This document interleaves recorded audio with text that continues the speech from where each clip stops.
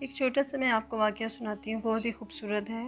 رسول اللہ صلی اللہ علیہ وسلم کے پاس ایک دیہاتی آئے اور کہا بس مجھے وہ خیر کی باتیں بتا دیں جو میری زندگی میں کافی ہو جائیں۔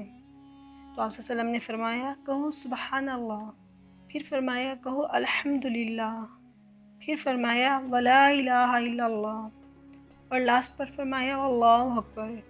دیہاتی نے اپنے فنگرز پر کاؤنٹ کیا، سبحان اللہ 1، والحمدللہ 2، ولا الہ الا اللہ 3، واللہ اکبر 4۔ اس نے 4 بار اپنی فنگر پر کاؤنٹ کیا، آگے گیا اور پھر واپس آیا۔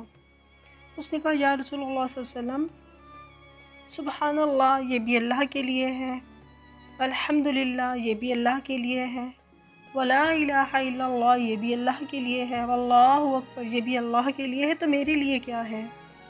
آپ صلی اللہ علیہ وسلم نے جواب دیا، دیکھیں کیا جواب دیتے ہیں آپ صلی اللہ علیہ وسلم، جب تم کہو گے سبحان اللہ تو تیرا رب تجھ سے کہے گا سچ کہا تو نے، تو سچا ہے۔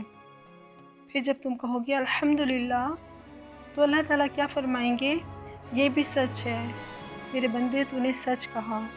جب تم کہو گے لا الہ الا اللہ تو اللہ تعالیٰ فرمائیں گے سچا ہے تو نے میرے بندے، تو نے سچ کہا۔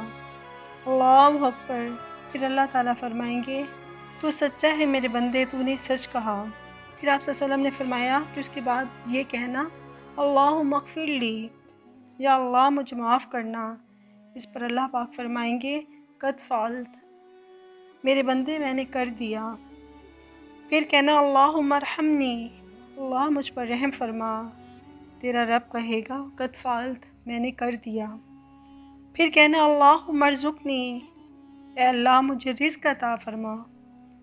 تیرا رب فرمائے گا قد فعلت، میں تجھے وسیع دوں گا۔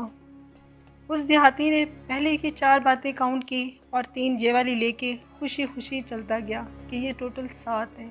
اس کا ایمان دیکھیں، اس نے کہا بس میں اتنا ہی کروں گا۔ تو جب اللہ تعالیٰ کو ان کے ناموں سے پکارا جاتا ہے تو اللہ تعالیٰ ضرور سنتے ہیں دعا۔ جب بھی مانگے اللہ پاک کے ناموں سے مانگے تو اللہ تعالیٰ انشاءاللہ ضرور دیں گے، جو آپ کے حق میں بہتر ہوگا۔ جو نہیں دیتے اس میں اللہ پاک کی مصلحت ہوتی ہے کہ ہاں ہمارے حق میں بہتر نہیں تھا